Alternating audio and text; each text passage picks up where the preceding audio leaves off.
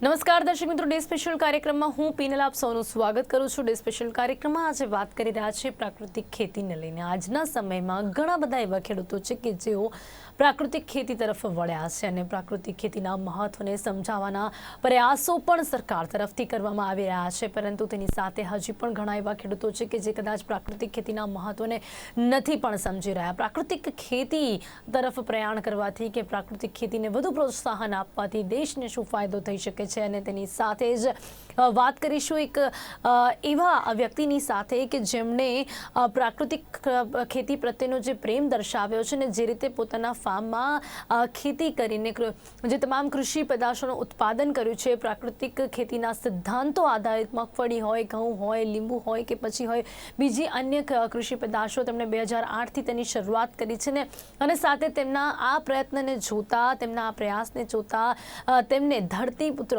Award પણ આપવામાં આવ્યો છે। રાજકોટના રામોદ ગામના ઉપેન્દ્રભાઈ નાથાણી છે કે જેમણે વિપરીત પરિસ્થિતિમાં પણ પ્રાકૃતિક ખેતીને પ્રાધાન્ય આપ્યો છે અને ધરતીપુત્ર એવા ઉપેન્દ્રભાઈ પાસેથી આજે આપણે જાણીશું પ્રાકૃતિક ખેતીના મહત્વને અને તે સાથે જ આપણે જણાવી દઉં કે તેઓ પોતાના ફાર્મમાં ખૂબ જ જહેમતની સાથે પ્રાકૃતિક ખેતીને એમને અપનાવ્યું છે અને સાથે તેમને આમાં સફળતા પણ હાંસલ કરી છે। ધરતી મિત્ર ઓર્ગેનિક ઇન્ડિયા નામની રાષ્ટ્રીય કક્ષાની એક સંસ્થા છે કે જે સંસ્થાએ તેમને એવોર્ડ આપ્યો છે અને સાથે ધરતી મિત્ર તેમને એવોર્ડ મળ્યો છે। ત્યારે આપણે વાત કરીશું તેમની પાસેથી પ્રાકૃતિક ખેતીના મહત્વને સમજવાનો પ્રયાસ કરીશું, જેની માટે મારી સાથે ખુદ જોડાયા છે તેઓ ઉપેન્દ્રભાઈ નાથાણી। ઉપેન્દ્રભાઈ, આપનું સ્વાગત છે ડે સ્પેશિયલમાં।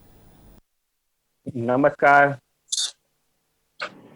ઉપેન્દ્રભાઈ, સૌથી પહેલા વાત કરીશું પ્રાકૃતિક ખેતીથી। તો જેમ કે અમે સૌ જાણીએ છીએ કે આપે ગમે તેવી પરિસ્થિતિમાં, વિપરીત પરિસ્થિતિમાં પણ પ્રાકૃતિક ખેતીને પ્રાધાન્ય આપ્યું છે અને પોતાના ફાર્મમાં પ્રાકૃતિક ખેતીના સિદ્ધાંતોની સાથે તમામ અન્ય કૃષિ પેદાશોનું ઉત્પાદન કર્યું છે, પરંતુ પ્રાકૃતિક ખેતીના મહત્વને આપ કઈ રીતે સમજ્યા છો? સામાન્યતઃ ખેતી અને સાથે જ પ્રાકૃતિક ખેતી વચ્ચેનો જે તફાવત છે તે આપ કઈ રીતે સમજ્યા છો? આપ કઈ રીતે તેના મહત્વને સમજ્યા છો?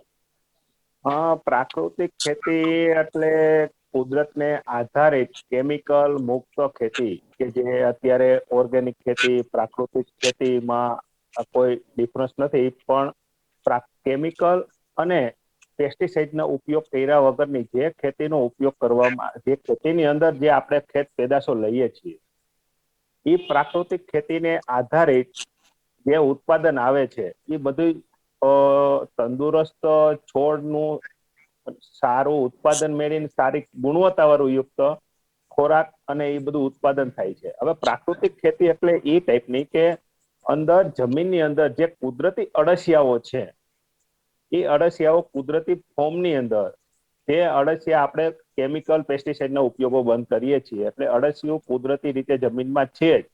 જીવામૃત, ગૌકૃપા અમૃતમ, બેક્ટેરિયા, ગાયનું છાણ, ગૌમૂત્ર એ બધું નાખવાથી અળસિયું જમીનમાંથી બહાર આવે છે અને એ જે અળસિયું જમીનમાંથી બહાર આવે છે એ હોલ કરતું કરતું માટી ખાતું બહાર આવે છે અને પછી એ માટી ખાતું પાછું અંદર જઈને બહાર આવે છે। એનું પમ્પિંગ ચાલુ જ હોય, નકરા ઝીણા છિદ્રો જમીનમાં કરી નાખે છે। જમીનની ફળદ્રુપતા વધારે છે, જમીનમાં પાણીનો સંગ્રહ શક્તિનો પણ વધારો કરે છે।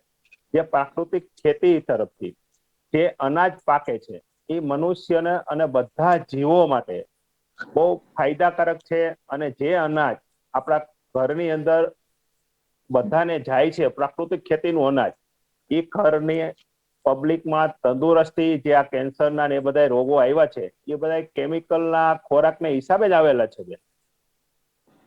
જી ઉપેન્દ્રભાઈ, પ્રાકૃતિક ખેતીની પરિભાષા આપની મતે શું છે અને આજના સમયમાં પ્રાકૃતિક ખેતીના મહત્વને લોકો કેટલું સમજી રહ્યા છે, ખેડૂતો કેટલું સમજી રહ્યા છે? પ્રાકૃતિક ખેતી એટલે શું કે પ્રાકૃતિકને આધારિત, કુદરતને આધારિત આપણે ખેતી કરવાની છે। કુદરતનું વાતાવરણ અને કુદરતને આધારિત એટલે રીતે કે જ્યારે આપણે કોઈ રોગ જીવાતો આવે તો એ રોગ જીવાતને નિયંત્રણ કરવા માટે આપણે કુદરતી રીતે જે ઉપચારો છે કે આલો લીમડાના પાંદનો ઉકાળો છે, એવા વનસ્પતિના પાંદના ઉકાળાઓનો છંટકાવ કરવાથી રોગ જીવાત ભાગી જાય છે। કોઈ જીવને મારવાનો હક મનુષ્યને આપેલો જ નથી કુદરતે, જીવને ભગાડી હકી છે। એ રીતે આપણે પ્રાકૃતિક ખેતીનો ઉપચાર જ આપી શકીએ. પણ ઉપેન્દ્રભાઈ, અત્યારના સમયમાં જે વાતાવરણમાં પરિવર્તન આપ જોઈ રહ્યા છો અને તેની સાથે જ અત્યારે પર્યાવરણને જે નુકસાન મનુષ્યોએ પહોંચાડ્યું છે તેના કારણે પણ જે પરિસ્થિતિ ઊભી થઈ છે એની સાથે જ અત્યારે આપણે જે ક્લાઇમેટ ચેન્જ ની જે સમસ્યાને નો સામનો આપણે કરી રહ્યા છે, આ બધી વિકટ સમસ્યાઓ આપણે અત્યારે જેને ફેસ કરી રહ્યા છે તે હોવા છતાં પ્રાકૃતિક ખેતી કઈ રીતે કરી શકાય છે, પ્રાકૃતિક ખેતી ખેડૂતો આ પરિસ્થિતિમાં કઈ રીતે કરી શકે છે? જેમ કે આ પરિસ્થિતિ, આ વિપરીત પરિસ્થિતિઓ અત્યારે પણ જોવા મળી રહી છે, છતાં પણ આ વિપરીત પરિસ્થિતિમાં આપે કઈ રીતે પ્રાકૃતિક ખેતીને પ્રાધાન્ય આપ્યું છે, કઈ રીતે કરી શક્યા છો? પ્રાકૃતિક ખેતી કરવાની અંદર કે પેલા તો ગાયની જરૂરિયાત પડે છે. ગાયનું છાણ, ગૌમૂત્ર એનો પ્રયોગ કરવાથી ખેતીનો મેઇન પાયો છે ગાય. એટલે ગાયનું છાણ ખેતરની અંદર નાખવાથી જે જમીનની અંદર જીવિત બેક્ટેરિયાઓ છે એ બેક્ટેરિયાનો ડેવલપ થાય છે અને એ બેક્ટેરિયાઓ આપણા વનસ્પતિ માટે ફાયદાકારક છે. એટલે પ્રાકૃતિક ખેતી ભવિષ્યની અંદર બધા ખેડૂતોને અપનાવી પડશે, કારણ કે કેમિકલ અને પેસ્ટિસાઇડના હેવી ઉપયોગથી અત્યારે જમીનનું બંધારણ આખું તૂટી ગયું છે. વાતાવરણ એટલું અપસેટ, ક્લાઇમેટ ને બધું ચેન્જીસ થઈ ગયું છે. મેઇન એના કારણો આ બધા કેમિકલો જ છે. વાયા મીડિયાથી જે કેમિકલો ખેતરમાં છટાય છે, જમીનની અંદર અપાય છે, એ બધા જમીનને મૃત જમીન બની ગઈ છે. અત્યારે ગણતરી કરો એટલે મૃત જમીન બની ગઈ છે. અને ઉપરથી છંટકાવ કરવાથી જે વાતાવરણને પ્રદૂષિત એટલું કરે છે કે એ પ્રદૂષિત વાતાવરણ આપણે શ્વાસની અંદર એડ થાય છે, તો એ આપણા શરીરનું આખું રોગ પ્રતિકારક શક્તિ ઘટે છે. કેમિકલ વાળો ખોરાક ખાવાથી શરીરનું આખું બંધારણ તૂટી ગયા છે. પેલાના સમયની અંદર 100 વર્ષ માણસ જીવતા તોય છતાં દવાખાને ન જવા પડતા. અત્યારે જન્મતા વેદ દવાખાના ચાલુ થઈ ગયા છે. એના મેઇન કારણો આ બધા પ્રાકૃતિક ખેતી પબ્લિકે છોડી દીધી છે, કેમિકલ યુક્ત ખેતી ચાલુ કરી છે. એના બધા પણ પરિણામો ઉપેન્દ્રભાઈ, આ કઈ જોવા રીતે મળે. ખેડૂતો કેમિકલ યુક્ત ખેતી તરફ વળ્યા છે એનું કારણ પણ ક્યાંક ને ક્યાંક આપણે જોવું પડે કે હા, કયા કારણોસર અત્યારે ખેડૂતો કેમિકલ યુક્ત ખેતી કરી રહ્યા છે. પેસ્ટિસાઇડ નો ઉપયોગ જો કરવામાં આવે છે તો કેમ કરવામાં આવે છે, ખેડૂતોને કઈ રીતે તેનાથી ફાયદો થાય છે જેથી કરીને તેઓ પેસ્ટિસાઇડ નો ઉપયોગ કરે છે અને સાથે જ જે પ્રાકૃતિક ખેતી છે તેના તરફ નથી પ્રયાણ કરી રહ્યા અને તેની સાથે કેમિકલ નો જે ઉપયોગ કરવામાં આવે છે તેની પાછળ પણ ઘણા કારણો છે ઉપેન્દ્રભાઈ. હા, ઘણા કારણો છે. એ કારણની અંદર એવું છે કે પહેલા તો આપણે પ્રાકૃતિક ખેતી થતી જ હતી. પછી જ્યારે આપણે કેમિકલની શરૂઆતો થઈ છે જ્યાં 60-70 ના દાયકામાં, ત્યારે આપણા ભારતને જરૂર હતી કે વધારે અનાજ ઉત્પાદન કરવાની. પબ્લિકને અનાજ પૂરું પાડવા માટે જે કેમિકલ પેસ્ટિસાઇડના ઉપયોગોની શરૂઆત થઈ છે, પણ એ ખરેખર હતું મર્યાદામાં કરવાનું હતું. પણ એનો આ ગેરઉપયોગ જે ખેડૂતોએ કરેલો છે કે જરૂર કરતા વધારે ઉપયોગ કર્યો છે, એના આ બધા માઠા પરિણામો આવ્યા છે. અને હવે ખેડૂતો પાછા વળ્યા છે. ઘણા ખેડૂતો આ તરફથી વળી ગયા છે. અમારા કહેવાથી અમારા એરિયામાં આખા ગુજરાતની અંદર ઘણા ખેડૂતો આ પ્રાકૃતિક ખેતી કરી રહ્યા છે. એ માટે અમે મોટી મોટી શિબિરો કરી રહ્યા છીએ. શિબિરો કરી છે, ખેડૂતોને સમજાવી છે અને સ્કૂલના છોકરાઓને અમે જ્ઞાને આપી છે કે તમે ભવિષ્યનું આ એક ભારતનું ભવિષ્ય છો. કે તમે જો આ વસ્તુ નહીં સમજો તો અમે તો જાજા વર્ષ પછી હયાતી નહીં હોય તો તમારે આ બધું સંભાળવું પડશે. એટલે એ બાબતમાં અમે ઘણા પ્રચારો કરી રહ્યા છીએ. અને ખેડૂતોને કેમિકલ અપનાવવાની અંદર એવું છે કે ઝડપથી કામ પતી જાય છે. રોગચાળો આવે એટલે કેમિકલ છાંટે એટલે રોગચાળો વયો જાય છે, પણ એ વયો જાય છે એની સામે બીજી આડઅસરો વધારે છે.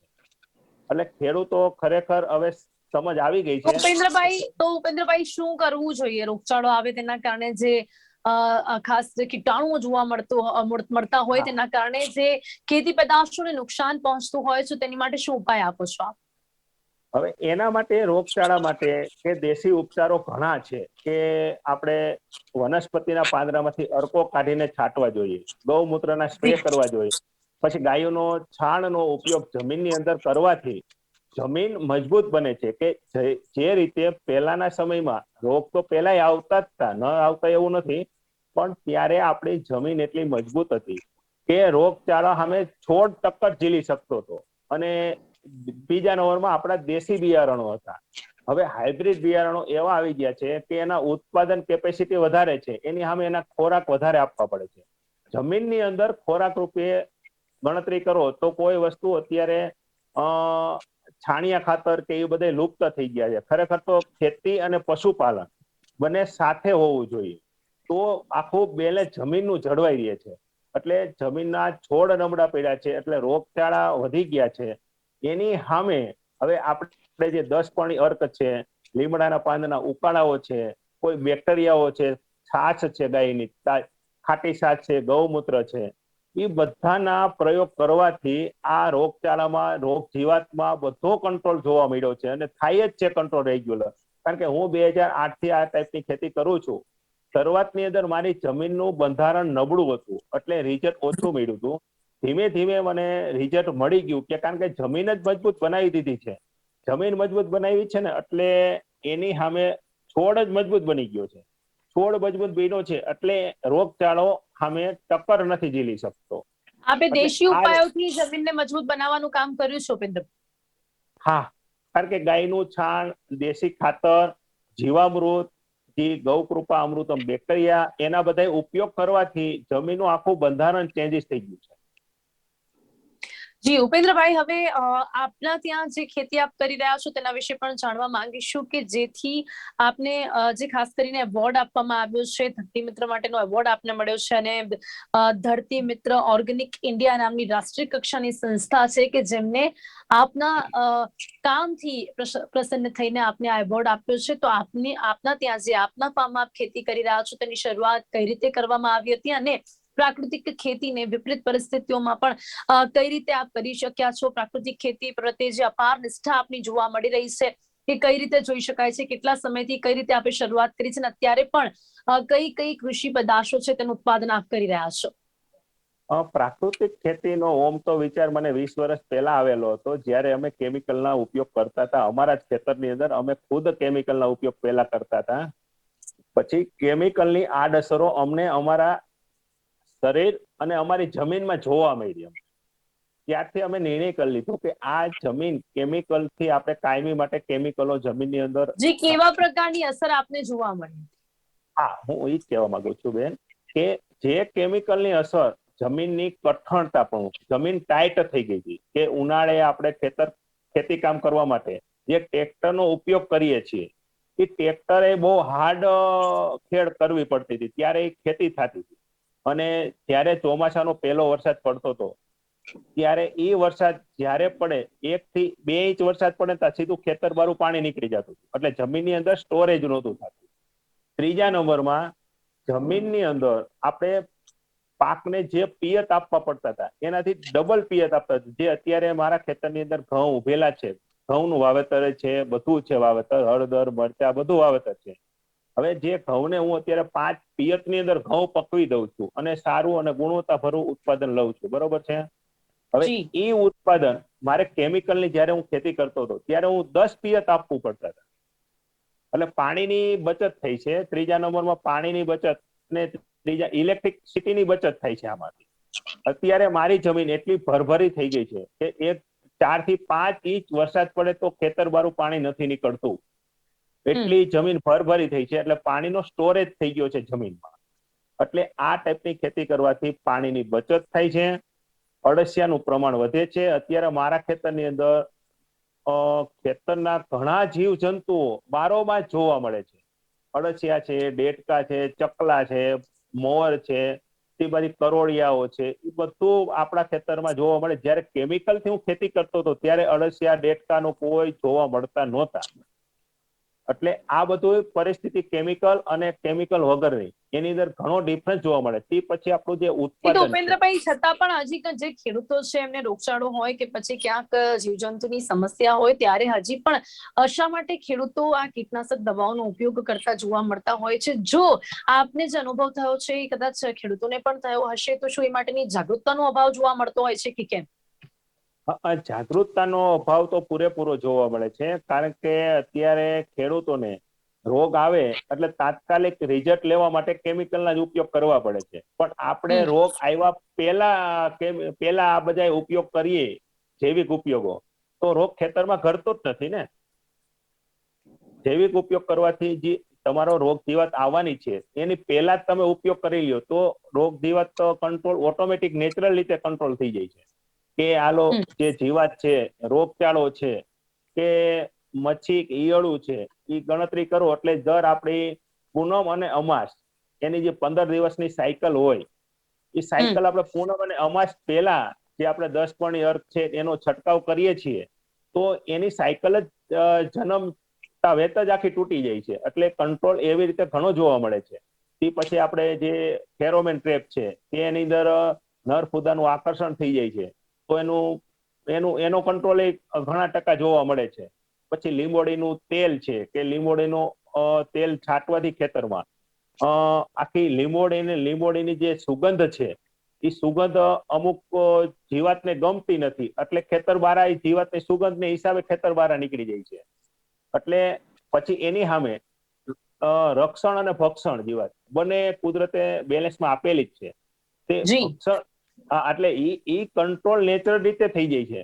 કારણ કે ઓલી જીવાતનો જે આપણે નુકસાનકારક જીવાતો છે એ જીવાતનો ઉપદ્રવ ઓટોમેટિક ઓછો થાય છે એટલે આપણે ફાયદાકારક જીવાત છે એનો ઉપદ્રવ વધી જાય છે. એટલે એની રીતે નેચરલ રીતે કંટ્રોલ થઈ જાય છે. આ બધા બહુ વ્યવસ્થિત અને શાંતિથી હાઈ ક્લાસ રિઝલ્ટ મળે છે આ બાબત. જી જી જી ઉપેન્દ્રભાઈ, હવે અહીંયા જે રીતે આપ પ્રાકૃતિક ખેતી તરફ આપે જે પ્રયાણ કર્યો છે, હવે એમાં આર્થિક રીતે જોવા જઈએ તો કેટલો તફાવત જોવા મળે છે? જેમ કે જે વાત કરીએ કે જે તે કેમિકલનો ઉપયોગ કરવામાં આવે છે અને એની સાથે આપે જે દેશી ઉપાયો આપે છે જણાવ્યા છે, એમાં ખેડૂતોને કેટલો ફાયદો થાય છે અને શું ફરક જોવા મળે છે આર્થિક રીતે, તેના વિશે પણ જો તમામ ખેડૂતોને જણાવવું હોય તો તમે શું કહેશો? આર્થિક રીતે ફાયદો ઘણો જોવા મળે છે કે પેલા અમે કેમિકલના જે ઉપયોગો કરતા હતા ઉત્પાદન ત્યારે એ ઉત્પાદન આવતું હતું એના કરતા ઉત્પાદનમાં થોડોક વધારો થયો છે. એની સામે ગુણવત્તામાં વધારો જાજો જોવા મળ્યો છે. કેમિકલના ઉપયોગ કરવાથી ધીમે ધીમે અમે દર વર્ષના 10 વર્ષના આંકડા પ્રમાણે કેમિકલના ઉપયોગ કરવાથી દર વર્ષે ખર્ચનું પ્રમાણ વધતું જતું હતું અને ઉત્પાદનનું પ્રમાણ એટલું ને એટલું મર્યાદામાં રહેતું હતું. હવે જે કેમિકલ પેસ્ટિસાઇડ દર વર્ષે આપણે બહારથી ભારત સરકારને બહારથી કરોડો અબજો રૂપિયાની જે ખરીદી થાય છે કેમિકલ પેસ્ટિસાઇડની ખેતી માટે, હવે એ જે અબજો રૂપિયાનો બચાવ થાય એટલે ભારત સરકાર દ્વારા કે સરકારને જે ખર્ચો થાય છે અને એ બધો ખર્ચો વાયા મીડિયાથી ખેડૂતોને ભોગવવો પડે છે, એ ખર્ચો બચી જાય છે. અને ત્રીજા નંબરમાં કે જે કેમિકલ પેસ્ટિસાઇડના ઉપયોગ કરવાથી જીવાતો મરે છે એની સામે ફાયદાકારક જે આપણે ખેડૂતોની ખેતરમાં જે જીવાતું છે એ પેલા મરે છે એટલે રોગ જીવાતનો કંટ્રોલ થતો નથી. અને આની અંદર ફાયદાકારક જીવાતનો બચાવ થાય છે એટલે રોગ જીવાતનો કંટ્રોલ થાય છે. ત્રીજા નંબરમાં આપણે બધા દેશી વનસ્પતિના પાનના ઉકાળામાંથી આપણે બનાવીએ છીએ, આપણે ખુદ જ બનાવી લઈએ છીએ એટલે કોઈ બહારથી કોઈ દવાઓ ખરીદવાનો ખર્ચો બહુ નહિવત થાય છે. એટલે એ એક જાવકનો ખર્ચો ઓછો થઈ ગયો. એની સામે જમીનની મજબૂતાઈ વધી છે એટલે આપણો ઉત્પાદનનો રેશિયો દર વર્ષના પ્રમાણમાં વધતો જાય છે. બસ એટલે ઉત્પાદન વધતું જાય છે, ખર્ચો ઓછો થાય છે. એટલે એ પ્રમાણે ગણતરી કરીએ તો આપણે 50%નો રેગ્યુલર બીજી કેમિકલ દવાથી જે ખેતી કરીએ છીએ એના કરતા 50%નું વળતર આમાં વધારે મળે છે. જી ચોક્કસથી. એટલે અહીંયા સ્પષ્ટપણે આપણે જોઈ શકીએ છીએ કે ખેડૂતોને પ્રાકૃતિક ખેતીથી કેટલો ફાયદો થાય છે, પણ છતાં પણ ક્યાંક જાગૃતતાનો અભાવ હોય છે. તેના કારણે જે ખેડૂતો છે તે પ્રાકૃતિક ખેતીને પ્રાધાન્ય નથી આપી રહ્યા. અને હવે અહીંયા ઉપેન્દ્રભાઈ, જે પ્રાકૃતિક ખેતી આપ કરી રહ્યા છો એની માટે જે એવું કહી શકાય છે કે કોઈ પણ પ્રકારની જમીન હોય તેમાં પ્રાકૃતિક ખેતી થઈ શકે છે.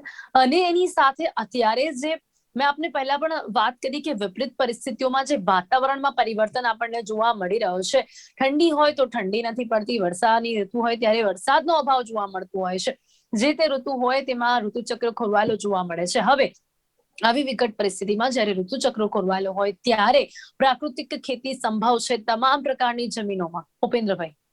હા, પ્રાકૃતિક ખેતી કરવાથી વાતાવરણ અપસેટ હોય તો એની અંદર અસર ઓછી બતાવે છે. એ અમે અમારા ફાર્મની અંદર આજુબાજુના ખેતરોમાં, આજુબાજુના એરિયામાં અમે નજર સામે જોયેલું છે કે પ્રાકૃતિક ખેતરની અંદર જે મોલ ઉભેલા છે એના ઈ કેમિકલ જે પેસ્ટિસાઇડના જે ઉપયોગો કરે છે એના કરતા તંદુરસ્ત અને સારા અને આવી વિપરીત પરિસ્થિતિની અંદર ઉત્પાદન જળવાઈ રહ્યા છે પ્રાકૃતિક ખેતીમાં.